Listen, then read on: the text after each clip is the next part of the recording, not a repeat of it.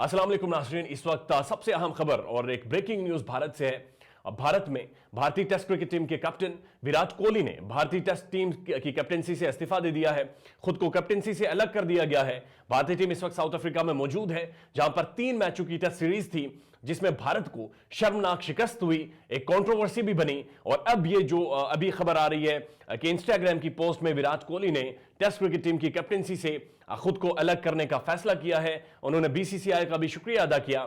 लेकिन इसका माजी यह है कि जब विराट कोहली भारतीय टीम के कैप्टन थे और वर्ल्ड कप में शिकस्त के बाद उन्हें टेस्ट क्रिकेट और वनडे से अलग किया था, अब उन्होंने टेस्ट क्रिकेट टीम की कैप्टनसी से भी खुद को अलग करने का बाकायदा फैसला भी किया है और उसकी अनाउंसमेंट भी आज उन्होंने कर दी है। गुज़श्ता कई सालों से एक नैरेटिव बनाया गया और वो नैरेटिव ये था कि भारत का जो क्रिकेटिंग स्ट्रक्चर है वो इंतहाई मॉडर्न हो गया है और इस लेवल पर चला गया है कि भारतीय क्रिकेट टीम को हराना तकरीबन नामुमकिन महसूस होता है। साथ साथ एक करिश्मा, विगर, पर्सनालिटी, डिटर्मिनेशन जैसे अलकाबात भारतीय क्रिकेट टीम के साथ जोड़े गए और कहा गया कि भारतीय क्रिकेट टीम के ड्रेसिंग रूम के अंदर अब डेटा एनालिसिस, साइकोलॉजिस्ट, साइकोथेरेपिस्ट और एक थिंक टैंक मौजूद है, जो सारे हालात, वाकयात, सारे डेटा को कंपाइल करके एक ऐसी टीम बना दी गई है जिनकी पर्सनालिटी डिफरेंट है और जिन्हें हराना लगभग इंटरनेशनल क्रिकेट में अब नामुमकिन सा हो गया है। भारतीय लीग एक बहुत तगड़ी लीग बनी और उसने आईसीसी को बेशुमार पैसे खिलाए, जिसकी वजह से बेशुमार इंटरनेशनल इवेंट्स, बेशुमार बैनुल-अक़वामी टीम सिर्फ खेलने भारत में आती थी। भारत की पिचेस पर मुकाबले होते थे। लेकिन हकीकत क्या निकली? जब भारत वर्ल्ड कप खेलने अपने मुल्क से बाहर निकलता है, क्वालिटी बॉलिंग पाकिस्तान के सामने उस पाकिस्तान का फेस करता है, ना सिर्फ भारतीय बैटिंग कोलैप्स करती हुई दिखाई दी, बल्कि नफसियाती प्रेशर इस कदर पड़ा अगले मैच में जब न्यूजीलैंड का खब्बा बॉलर देखा तो रोहित शर्मा को ओपनिंग से ड्रॉप करके 1 डाउन लेकर गए। टेस्ट क्रिकेट खेलने गए, न्यूजीलैंड को फेस किया टेस्ट क्रिकेट वर्ल्ड कप में, न्यूजीलैंड का प्रेशर ना बर्दाश्त कर सकी और अब साउथ अफ्रीका के अंदर भारतीय टीम ना सिर्फ टेस्ट सीरीज आ रही है, बल्कि उसके साथ साथ विराट कोहली की एक बहुत बड़ी कंट्रोवर्सी सामने आई है। और उस कंट्रोवर्सी के ऊपर जो आईसीसी का रिएक्शन था, that shows the dark character of cricket administrator, that shows कि आईसीसी किस तरह से भारतीय क्रिकेट टीम को फेवर करता है और आईसीसी का जो रवैया है, जो मयार है, दोहरा मयार है, जो बाइसनेस है भारतीय क्रिकेट को, उस पर इस वक्त एक बार फिर दुनिया बोली है और दुनिया ने एक बार फिर आईसीसी को आईना दिखाया है कि इस तरह से क्रिकेट नहीं चलाई जाती। कंट्रोवर्सीज क्या थी, आईसीसी का क्या रिएक्शन था और उसके ऊपर दुनिया क्या बोली है, वो सारी डिटेल्स आपके सामने रख देते हैं। आप सियासत.pk देख रहे हैं, सोहराब बरकत आपसे मुखातिब है। भारतीय टीम इस वक्त साउथ अफ्रीका में है और साउथ अफ्रीका में टेस्ट सीरीज खेल रही है। अब साउथ अफ्रीका की ये जो टीम है, ये टीम बी है उनकी। बेशुमार ऐसे खिलाड़ी हैं जिनके नाम पहली बार सुनने में आए या जो इतने फेमस नहीं है या इतना ज्यादा क्रिकेट उन्होंने खेली नहीं है। भारत की तगड़ी टीम है, विराट कोहली उसको लीड कर रहे हैं, जिन्हें लेजेंड कहा जाता है क्रिकेट का, और उसके साथ साथ सारे सीजन्ड प्लेयर, तगड़े प्लेयर जो जिन्होंने जबरदस्त क्रिकेट खेली है।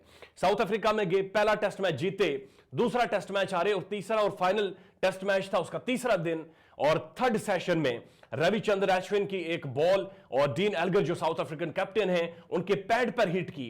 अंपायर ने, ऑन फील्ड अंपायर ने आउट दिया। थर्ड अंपायर जब रिव्यू लिया गया, थर्ड अंपायर ने उसे नॉट आउट करार दिया।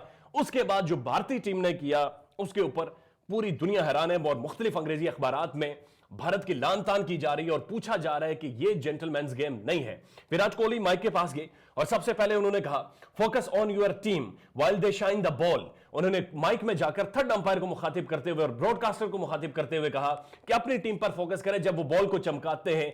बॉल टेम्परिंग के इल्जामात इसमें उससे तासुर मिलता है।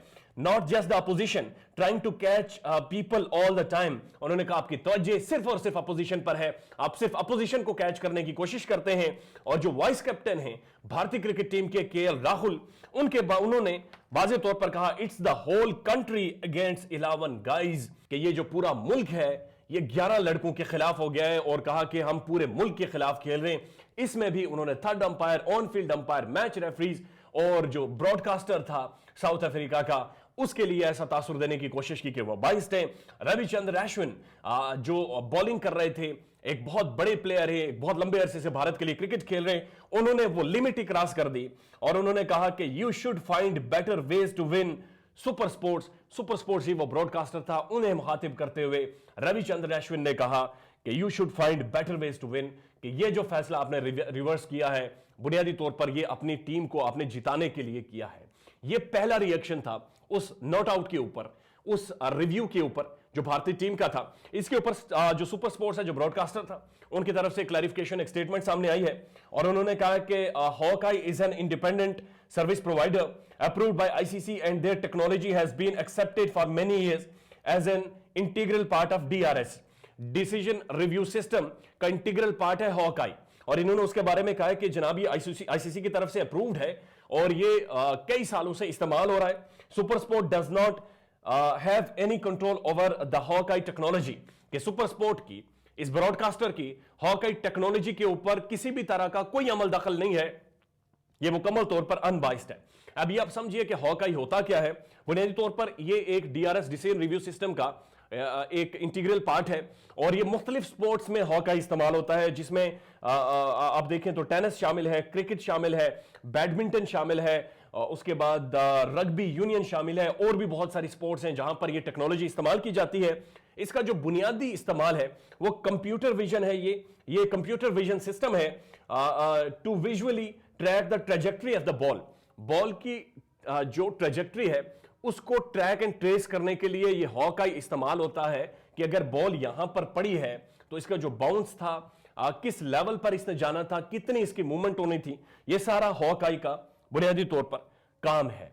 इसके ऊपर जो रिएक्शन सामने आया है बड़ा एविडेंट है, लेकिन इस सारे रिएक्शन को, और ये जो नॉट आउट था डीन एल्गर का, और डीन एल्गर ने उसके बाद 30 रन बनाए और साउथ अफ्रीका मैच जीत गया, इसके साथ इसको जोड़ा है सईद अजमल ने 2011 के उस डिसीजन को, जब पाकिस्तान वर्ल्ड कप में भारत से हारा था और सचिन तेंदुलकर ने उस वक्त 85 रन बनाए थे, लेकिन सईद अजमल का ये एक जबरदस्त स्पिन बॉल थी, सचिन बॉल के सामने आए थे और उस वक्त भी ऑन फील्ड अंपायर ने आउट दिया था, लेकिन थर्ड अंपायर मना कर गया था। उस वक्त कहा गया था कि डीआरएस एक्यूरेट है, आज कहा गया कि डीआरएस एक्यूरेट नहीं है, क्योंकि उस वक्त भारत जीता, आज भारत हारा। ये डबल स्टैंडर्ड है बीसीसीआई के भी। इस पर सईद अजमल ने क्या कहा वो आपके सामने रख देते हैं। इसके बारे में आप देख सकते हैं, सईद अजमल कहते हैं, I have watched the Dean Elgar review a few times today, there is no way that the ball was going over the stumps, the ball hit him on the knee roll and he was out. बुनियादी तौर पर उनका ball pad के बिल्कुल centre में लगा है और जो बॉल ट्रैकिंग से पता चला वो इंपैक्ट भी तकरीबन विद इन द विकेट ही था, और उसके बाद कहा गया कि बॉल ओवर द विकेट के ऊपर से जा रहा है। सईद अजमल कह रहे हैं कि कोई ऐसी चीज नहीं थी, डीन एल्गर बुनियादी तौर पर आउट थे। उसके बाद सईद अजमल कहते हैं, when the Sachin Tendulkar decision from the 2011 world cup was ओवरटर्न्ड on review, I was told that the technology should be trusted and is accurate. इन्होंने कहा कि 2011 में जब सचिन का ऐसे ही प्लम्प हुआ था विकेट के सामने, उस वक्त मुझे कहा गया था कि टेक्नोलॉजी एक्यूरेट है और मुझे उस पर ट्रस्ट करना चाहिए। Today those same people are saying the technology should not be trusted and is not accurate. आज ये सारे लोग कह रहे हैं और वही लोग कह रहे हैं कि टेक्नोलॉजी एक्यूरेट नहीं थी और टेक्नोलॉजी को, डीआरएस टेक्नोलॉजी को ट्रस्ट नहीं करना चाहिए। उसके साथ बाद सईद अजमल कहते हैं, when an obvious decision goes against you then you realise how difficult it is to accept. There is no way my delivery to Sachin Tendulkar from the 2011 World Cup was missing the stumps, just like the Ashwin delivery to the Elgar today was not missing the stumps. इन्होंने बुनियादी तौर पर इस technology के ऊपर सवालात उठा दिए और उन्होंने कहा कि 2011 में सचिन भी आउट थे, आज डीन एल्गर भी आउट थे, लेकिन उस वक्त मुझे कहा गया कि आप खामोश हो जाएं, टेक्नोलॉजी ट्रस्टेबल है, टेक्नोलॉजी ठीक है, आपकी बात में वजन नहीं है। और आज वही रो रहे हैं कि टेक्नोलॉजी गलत है, उनकी बात में वजन है। बहरहाल एक स्पोर्ट्समैन के तौर पर बात करते हुए उन्होंने कहा कि डीन एल्गर बिल्कुल आउट थे और ये जो डीआरएस टेक्नोलॉजी है ये माजी में भी एक कंट्रोवर्शियल टेक्नोलॉजी है, कुछ बहुत सारे केसेस में और बहुत सारे ऐसे फैसले हुए हैं जहां पर डीआरएस टेक्नोलॉजी के बारे में बड़ी मुतजाद राय भी सामने आई है। इस हवाले से बातचीत करते हुए फॉक्स न्यूज में माइकल वॉन बैठे थे, साबिक इंग्लैंड कैप्टन, उन्होंने क्या कहा पहले वो सुन लीजिए। Whatever happens, Gilly, is, it's so important that the ICC step in. Yeah. Because you can't act like that. Whether you're frustrated or not, and of course we've all had moments on the pitch where you think something's gone against you, and it's absolutely right to feel frustrated. You're only a human being, but when you act like that as a captain and a leader of our game, the ICC have to step in. They can't allow that to happen. What do they do? Well, he needs to be fined. He needs to potentially be suspended. You can't be acting like that as an international captain. वाज़े तौर पर उन्होंने कहा कि the ICC has to step in, और उन्होंने साथ साथ ये भी कहा कि विराट कोहली को फाइन भी करना चाहिए और पोटेंशियली उन्हें बैन भी करना चाहिए, उनके ऊपर पाबंदी होनी चाहिए। लेकिन इसके ऊपर आईसीसी का क्या रिएक्शन था वो आपके सामने रख देते हैं। गौतम गंभीर, भारत के साबिक लेफ्ट हैंडेड ओपनर, वो उन्होंने विराट कोहली को आड़े हाथों में लिया है वो क्या कहते हैं वो भी आपके सामने रख देते हैं। गौतम गंभीर कहते हैं जी, this is really bad what Kohli did, going near the stump mic and reacting in that manner, this is really immature, this is not what you expect from an international captain, from an Indian captain, then technology isn't in your hand, then you have reacted in the same manner when there was a caught behind appeal on the leg side. Neither did Dean Elgar react in that manner. During the Mayank Agarwal appeal, it looked out from the naked eye, but Elgar did not react in that manner. उन्होंने वाज़े तौर पर कहा कि बतौर India के captain और एक इंटरनेशनल गेम में आप इस तरह का रवैया नहीं रख सकते।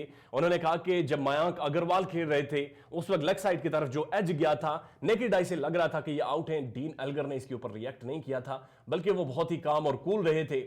लेकिन आपका जो रिएक्शन था दैट वाज कंट्रोवर्शियल। लेकिन जो एक डूबियस एक बाइस्ड रोल सामने आया है, इसमें वो आईसीसी का है, इंटरनेशनल क्रिकेट काउंसिल का। इसके ऊपर लोगों ने भी रिएक्शन जाहिर किया है और हमने देखा है कि कगिसो रबाडा जो कि साउथ अफ्रीका के बॉलर हैं, इंग्लैंड के खिलाफ सिर्फ उन्होंने जीत को सेलिब्रेट किया। उस सेलिब्रेशन के ऊपर चूंकि आईसीसी को नागवार गुजरी, क्योंकि इंग्लैंड बिग थ्री का हिस्सा था जिनमें इंग्लैंड, ऑस्ट्रेलिया और बरतानिया और भारत शामिल है, इसकी वजह से कगिसो रबाडा को ना सिर्फ 15% फाइन किया गया बल्कि उन पर एक मैच की पाबंदी भी लगा दी गई। इसके साथ साथ एक और इंसिडेंट में बुमराह ने बॉल थ्रो की, बैट्समैन को जाकर लगी, बुमराह के ऊपर कोई फाइन नहीं हुआ। लेकिन इसी तरह से जब शाहीन अफरीदी ने एक बार बॉल थ्रो की और वो बैट्समैन को लगी तो शाहीन अफरीदी को फाइन किया गया। बिग थ्री के खिलाफ हमने देखा है कि आईसीसी का डूबियस रोल, बाइस्ड रोल सामने आ रहा है। उसकी बड़ी वजह यह है कि आईपीएल के थ्रू, आईपीएल के अंदर जो ब्लैक मनी इकट्ठा होता है उसकी एक बड़ी अमाउंट, बड़ी तादाद सिर्फ और सिर्फ आईसीसी को दी जाती है। दैट्स व्हाई आईसीसी इसके ऊपर खामोश रहा है। और ये जो सारा इंसिडेंट था, इसके ऊपर जो आईसीसी का रोल है उसको पूरी दुनिया ने उसको कंडेम किया है। और रिएक्शन ये था, जो क्रिकेट इन्फो की ऑफिशियल वेबसाइट है उसके मुताबिक आईसीसी के ऑफिशियल्स भारतीय डगआउट में गए, वहां पर जाकर उनसे बातचीत की, लेकिन उनके ऊपर कोई भी official code of conduct charge उनके ऊपर नहीं लगाया गया। यानी किसी भी किस्म की बातचीत, किसी भी किस्म का फाइन, किसी भी किस्म का चार्ज, कोई एक्सप्लेनेशन, कुछ भी आईसीसी ने कॉल नहीं किया। सिर्फ उनके ड्रेसिंग रूम में गए, उनके मैनेजमेंट से मिले, उन्हें दिलासा दिया और कहा कि जनाब ऐसी हरकतें ना करें, एंड आईसीसी वापस चला गया। ये रोल है आईसीसी का। इसके ऊपर दुनिया जहान के जो लोग हैं, जो अवाम हैं, चाहे वो साउथ अफ्रीकन हो, चाहे वो भारतीय हो, उनका रिएक्शन सामने आया है, वो आपके सामने रख देते हैं। आप देख सकते हैं शयान आचार्य लिखते हैं, because ICC is equal to BCC, yes we play with ICC in our pocket, that's the power of my country, note my comment is for all haters। ये भारतीय हैं और ये कहते हैं बिल्कुल हम आईसीसी को अपनी पॉकेट में, अपनी जेब में रखकर खेलते हैं और हमें इस पर कोई शर्मिंदगी नहीं है। और साथ साथ उन्होंने ऐसे इमोजीज भी बनाए हुए हैं कि मैं बड़ा प्राउड भी इसके ऊपर महसूस करता हूं। और इसी का रिएक्शन है कि जब इंडियन टीम वर्ल्ड कप में बाहर निकली, एक क्वालिटी फास्ट बॉलिंग के सामने फेस करती है, तो इतना नफसियाती प्रेशर पड़ा कि वर्ल्ड कप के पहले राउंड से ही वापस भारत की तरफ चल पड़ी थी। उसके बाद आप देखें, हैरी डॉब्सन लिखते हैं Kohli should be suspended. Ricky डीज लिखते हैं losing the test championship to New Zealand is all the punishment he will ever needed. एक और साउथ अफ्रीका ने वो लिखते हैं अनबिलीवेबल, टोटली अनएक्सेप्टेबल, एक्सपेक्टेड। विपाल देश पांडे लिखते हैं we told you we would not let our skipper or anyone face any sort of penalty. मालिक खुदमैन लिखते हैं what does ICC stands for? Indian Cricket Cronies. The ICC are piss weak if they do nothing about this unedifying behavior. Kagiso Rabada was banned for celebrating against England. As South Africans, we are not baffled by this decision. We expected it. We were never treated fairly, and it will never be. This decision reveals the dark characters of the cricket administrators. South African भी बोले और उन्होंने कहा कि हमें कभी भी Fairlie ICC की तरफ से डील नहीं किया गया। और आपको याद होगा कि south African captain grime Smith की तरफ से स्टेटमेंट आई थी कि अगर इन्होंने बिग थ्री कोई खिलाना है तो जरूरत इस चीज की है कि एक और ब्लॉक बनाया जाए जिसमें हम बाकी टीमें खेलें, क्योंकि आईसीसी सारे इवेंट्स जो करवा रहा था उसमें बिग थ्री यानी कि ऑस्ट्रेलिया, इंग्लैंड और भारत के दरमियान मैचेस करवा के एक रेवेन्यू और एक क्रिकेटिंग मार्केट डेवलप की गई थी। मोहम्मद हसैन कुरैशी लिखते हैं all the ICC sanctions and bans are only applicable on Pakistan, West Indies, South Africa and Sri Lanka. Big shame for ICC। इन्होंने कहा कि सारी सैंक्शन सिर्फ पाकिस्तान के लिए हैं, वेस्ट इंडीज, साउथ अफ्रीका और श्रीलंका के लिए हैं। बिग शेम फॉर आईसीसी, थोड़ी सी शर्म कर लें। पियर्स लिखते हैं disgusting, absolutely outrage, there are not to swear sanctions, India needs relying in this kind of behaviour seems to be endemic in their cricketing culture, sad. Scott लिखते हैं of course they do because India, horrible behaviour by the Kohli, he should have been fined at least. And this is how you saw पूरी दुनिया इसके ऊपर एक reaction show कर रही है, पूरी दुनिया इसके ऊपर बात कर रही है, लेकिन आईसीसी ने किसी भी तरह का एक्शन लेने से खुद को बाज रखा और खुद को बैकआउट कर दिया। ये डबल स्टैंडर्ड है जो कि इंटरनेशनल क्रिकेट एडमिनिस्ट्रेटर की तरफ से सामने आ रहे, और इसका खामियाजा पाकिस्तान ने भी एक लंबे अरसे तक भुगता। जब टीम्स पाकिस्तान के अंदर होती थी, प्लान करके, प्लांट करके, एक बाकायदा साजिश, प्रोपेगेंडा घड़ के पाकिस्तान की क्रिकेट को, श्रीलंका की क्रिकेट को, साउथ अफ्रीका की क्रिकेट को, बांग्लादेश की क्रिकेट को टारगेट किया गया और एक बड़ी मार्केट बिग थ्री बनाकर इंडिया, ऑस्ट्रेलिया और इंग्लैंड को बेनिफिट देकर क्रिकेटिंग मार्केट, क्रिकेटिंग वैल्यूज को वहां पर बढ़ाकर cricketing structure, quality of cricket को बेहतर बनाने की कोशिश की गई, जो कि अब दुनिया के सामने एक्सपोज होती हुई नजर आ रही है। अपना ख्याल रखिएगा और हमारे चैनल का भी। अल्लाह हाफिज।